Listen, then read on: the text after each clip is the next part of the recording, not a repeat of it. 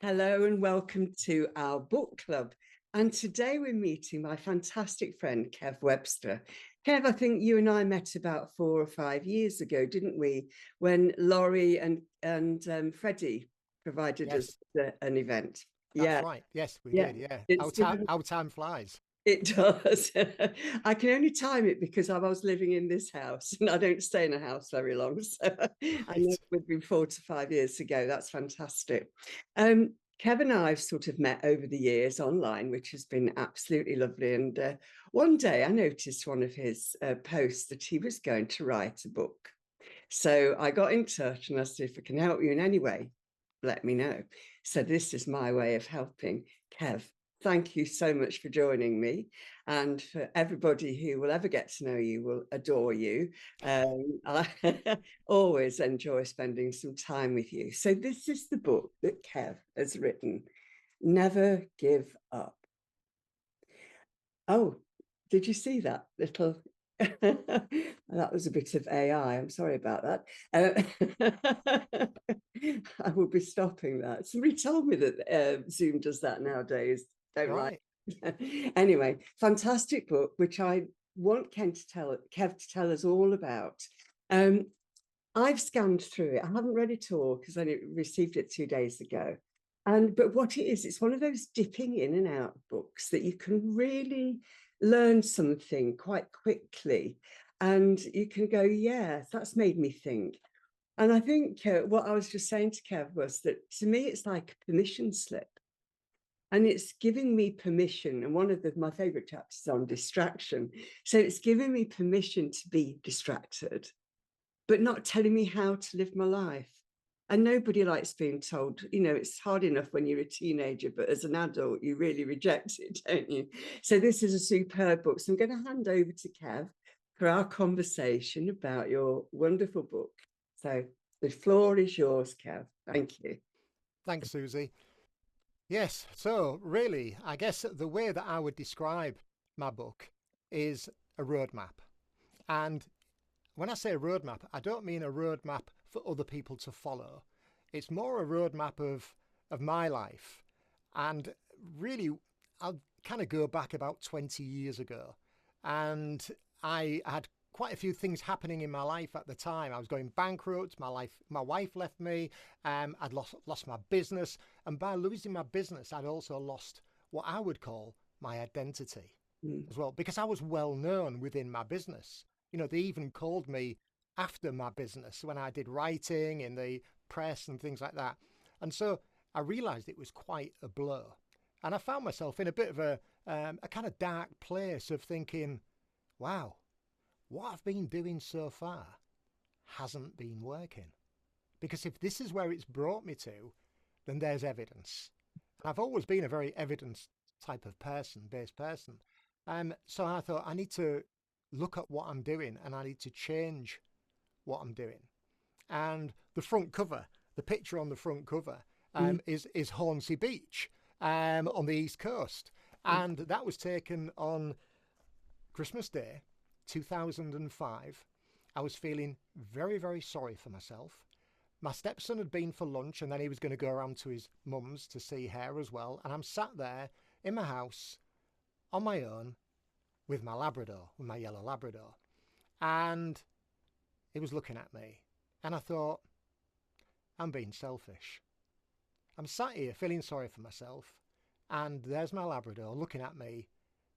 And I just knew he wanted to go to the beach. So we jumped in the car and we drove to Hornsey Beach. And it was a particularly miserable, windy day. And when we got on the beach, I'm thinking there's no way he's going for a swim. I always took this fluorescent green tennis ball for him and I would throw it as far as I could and he would swim out for it. And I'm thinking he's not going to do that today, but he did Yeah. time and time again. And I particularly saw that these waves were coming in and it was so windy, it foamed up all the water. And I thought, well, I'm going to see if I can capture that, which is quite interesting because for somebody who was feeling a bit down in the dumps, Mm. wanting to capture something quite creative, I realise now was quite a shift. And it really is a beautiful image. I think people could see that there. And is this the sea wall here then? So that's actually a breakwater or a sand groin. So it's to stop the sort of longshore drift, I think they call it. So it's to stop all the sand disappearing down to Spain Point. But yeah, it's basically a wooden, a wooden Breaker. wall there, breaker. And I positioned myself, I got myself low down on the sand, and I got my camera. I took my little SLR camera with me, and I just clicked it so it just to take a continuous shots, and a wave covered me. Luckily, I had the camera in the air by then, and I looked up the beach, and there's my dog, Bob, looking at me as much to say, "You must be insane." And I'm soaked. So we kind of draped back to the car, soggy. I put the camera, on the seat, dried us both down as best as I could, and, filling the car with sand, headed off home. And that night, I just plugged my camera into the computer, and what I saw just blew me away. And that is the picture, the main picture that I caught. And it's always been there to inspire me. I've got a picture of it on my wall, and I've given away pictures to friends as well. But it really captured something for me. And after that, I started to study internet marketing and website design and those types of things. And I remember I went out for lunch one day with my son, and he said, "So what are you up to?" As being a very open question, what are you up to? Because he knew that things had pretty much gone south. So I said, "Oh, I'm teaching myself internet marketing and website design." And he just looked at me and went, "Well, if there's anything you've ever taught me, it's to never give up." Absolutely. Hence the title. And it stuck right from there. And so really what I did was I started to record my thoughts about how I'd managed to navigate that time. So quite a few years later, I started to record my thoughts, my thinking, and it was just a stream of consciousness. I would just talk into my voice recorder for maybe half an hour. I'd get home, I'd download it to my computer, and I would get it transcribed. And it sat there for years. I remember it was 3 Word documents that made up about 35,000 words altogether. And it just sat there for years, and I remember going back to it, editing and coming back, but it just wasn't getting done. And then I got some inspiration, and that was my good friend and mentor, Freddie Jacquin, asked me to write a chapter for his forthcoming book. Then he told me I only had about a week to write it in. And I'm thinking, A, I can't miss the opportunity, because what an honour and a privilege. And B, this is meant to be. And so I got up early in the morning and I just started writing. And when I finished it and delivered it on time, I thought to myself, well, if I can do this for somebody else, why aren't I doing it for myself? And I picked up the phone and I booked an Airbnb for 4 days in Doncaster. I tried to find somewhere that I was going to find particularly dull and wasn't too far away, and there was no distractions. And I found a lovely little Victorian house in Doncaster. There was no shops around it or anything, and I locked myself away for those 4 days. And at 10:15 on the last day, and I was due to be out by 10:30, I finished editing the last word. Wow. And it was done. And really, the rest is history. But kind of talking about the different chapters, the chapters identify areas that I identified where ways of me changing my behaviour. And that was the crucial thing. And I think there's 26 chapters altogether. So they're only bite-sized chapters. I'm not telling people what to do. It's just a roadmap. And when we get a roadmap, we decide how fast we go. We decide if we go straight or we take a few detours. And that one of the biggest messages I think from the book is to be flexible and not to be so hard on ourselves, not to beat ourselves up. Flexibility. I talk about having a master plan, which sounds very grand, but then I put in the little sort of the little added element of, and make it flexible. Because life is not set in stone. Things happen. Opportunities happen. And that really was really the kind of the inspiration for it, is to create a master plan of what my life had been like from being broke to now having a very successful business. Yeah. And I knew it was going to be successful. That is and I'm not trying to sound arrogant or anything by that. I knew it was going to be successful because things started to fall in place the minute that I started to change my behavior. Absolutely. Opportunities, great fortune, a chance call out of the blue. Would you like to work for us full time for the next 5 years? I'm like, where did that come from? Mm. All these amazing opportunities started to flow in. It was like the universe was conspiring to help me. Good. I was conspiring to help me. I think when we align with our purpose and we let go of the limiting beliefs around it, then it flows, life flows. And that's what you're doing. And not everybody knows you, Kev. So you better tell us. I can say it says hypnotherapy there, but what else do you do apart from being an author? Okay. Well, I actually help hypnotherapists some who are newcomers and other ones who have been at it for a long time. I help them to really get their message out there, to market themselves, not just online, but also, in the real world. I mean, my background is that I started my first business when I was 20, and, I had a print and design business for 12 years. That was before technology, that was before computers. And I printed books for people. I used to do vanity publishing and published a number of books for people who wanted to get their books out there. And so I'm no newcomer in a sense to how a book is produced because I've sat there for hours collating them. I know machines do it now, but we used to do it by hand. And, so I've done it the long way. And then from there, I had a corporate identity business, so we did logos and designs for businesses. And then I bought a business where my passion lies, and that is within the angling trade. So I'm an avid fisherman, always have been since I was knee high. And so I had a manufacturing business making fishing bait, not the live maggot stuff, more the dry stuff. And I would buy waste from food companies, dog food companies, and I would reprocess it and we would invent different types of products, and it sold worldwide. We sponsored teams in the World Championships for years. Wales was called Wizzo Team Wales because the company was called Wizzo, and we sponsored the fire brigade, the police. We've sponsored so many teams, and our name's been out there. And I was featured in lots of magazines as Mr. Wizzo, which was quite entertaining. But that was my passion. And then when the foot and mouth came, that was it. It was like somebody had cut the telephone lines. No one could go fishing. All orders cancelled. It was the end.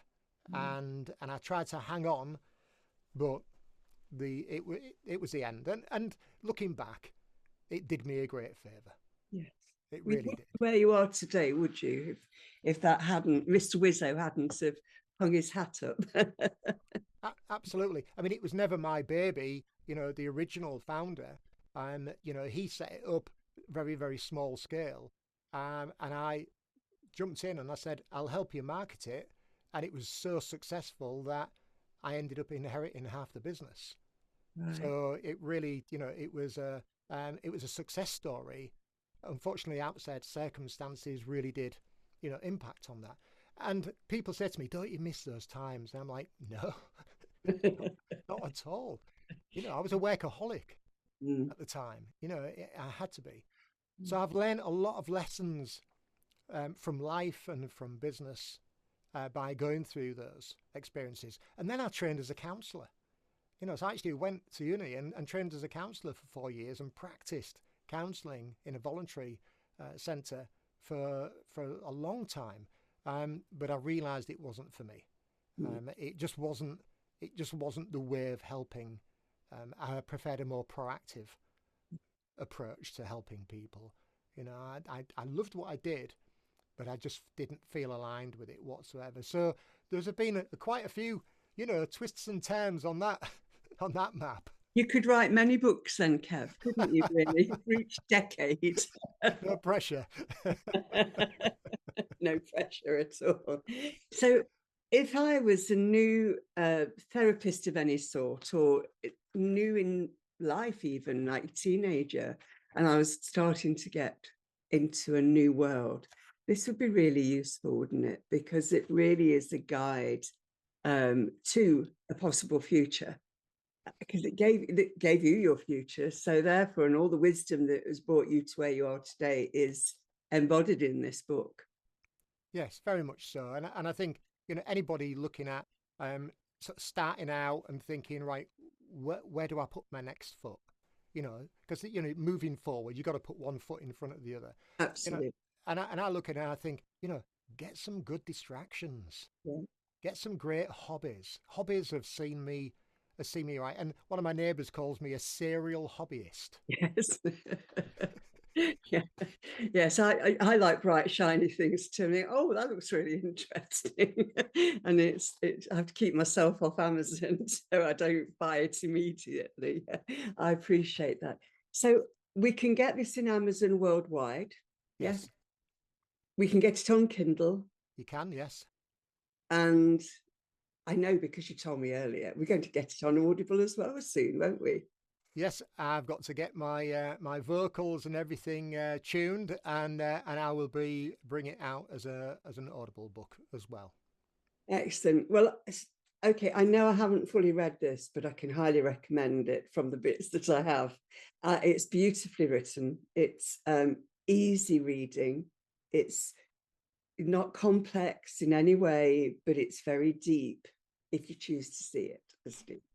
But if you don't, and that's not the way you are, then use it as a roadmap, and go the way it says, or as you said earlier, divert off the path and do it your own way. So I love that sort of, it's like a join the dots thing, isn't it? You can Yeah. sort of create your own patterns really, but there's some powerful, powerful information in here. And if you're a perfectionist, you may find this exercise difficult. Okay. So I better read that. and I think having a master plan, as you've said in here, is vital for life, isn't it? We can't just be like flotsam and jetsam on the river. We No. have to know where we're going. Mm. And as a coach, you know that you're guiding people to where they want to go. Mm. And also being able to explore blocks. I mean, I'm sure there were loads of blocks that created yours beyond the worldwide block, if you like, that Mm. created that problem for you. And we all experience these along the way, don't we? So Yes. if you know somebody whose life has turned upside down, it's very inexpensive. It's not an expensive book, do buy it. If you know somebody who's just learning to be a therapist, I think it'd be really useful for them as well. Give them some extra tools. And for teenagers leaving home, Mm. and I love it, never give up, because I think when the proverbial hits the fan, we learn the most about life, don't we? Absolutely, Yeah, absolutely, and as a message, it was something that my son said to me. yeah. That he noticed that I never give up, I always keep going, and I think that's a really powerful message. And on my website, I've actually created a website, nevergiveup.life, Oh, because there's a nice message there, never give up life. yeah. And on there, there's some blogs as well. It tells the story about my new hobbies that I'm doing and links to where they can find out more information. And also there's some recordings of some chapters on there as well. And there's also a way they can buy the book. So I actually send it out for them with a positive message in so they can give it as a gift to someone. Oh, that's Um, lovely. and Yeah. that so it just really it changes. You're not buying it for yourself. It may be I've got somebody who I know needs to get that message of never giving up, and imagine giving that gift with a personal handwritten message in there. So I realized that also was a great purpose behind it. Yes, absolutely. And it's certainly shining light on our world and people who are in distress as well. So, Mm. Kev, everything that Kev's told us will be down below the show notes here, and all the links to the book. I'll put the UK link in, and wherever you are, go to that Amazon and put Kev Webster Never Give Up, and you'll find it. So, is there anything you'd like to say before we close down, Kev? Well, I guess the message that I like to tell people is the one that's above my head right now, and that is, you are amazing. Never Yeah, give up. never give up. Thank you so much for being with us. I really appreciate your company, and enjoy the book, or at least a Kindle. If you can't afford it, buy it on Kindle. It's very inexpensive. So, you know, we're all in different positions, aren't we, Kev? Yeah. Thank you so much for joining me. It's always a great joy to be with you. And I'll see you soon. Take care. Thank Thanks, you. thanks, Susie. Bye.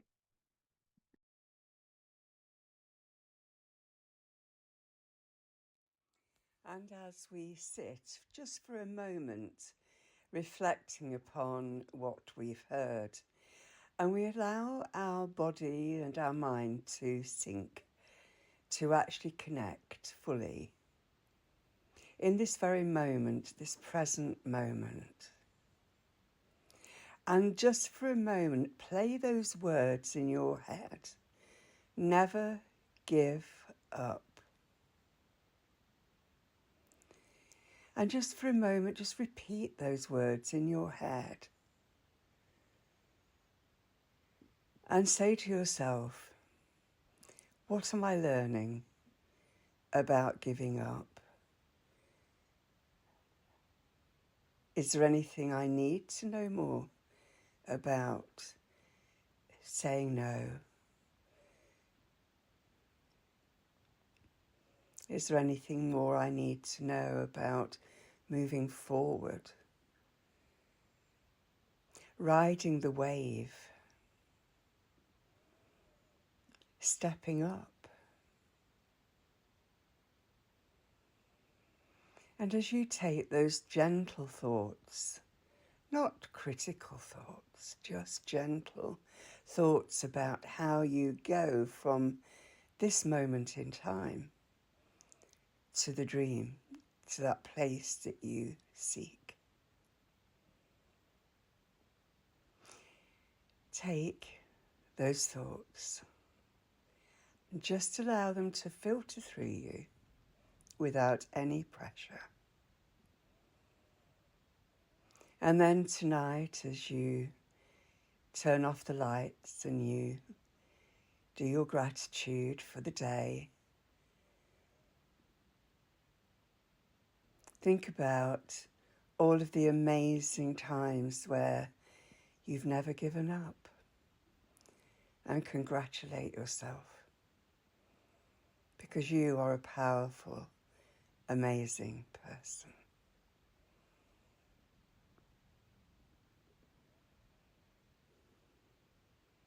And as we allow that thought to sink in, we can give ourselves permission to move forward in strength. And if you feel that you need a little guidance, then consider listening or buying Kev's book, Never Give Up.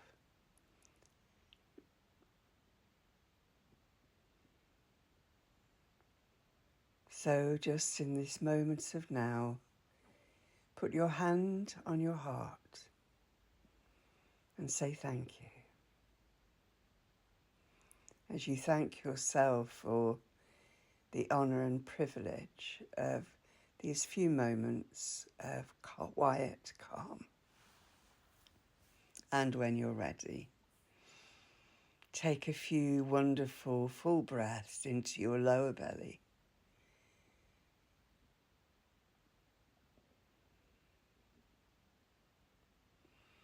And when you're ready, open your eyes and move forward in strength. Thank you for joining us.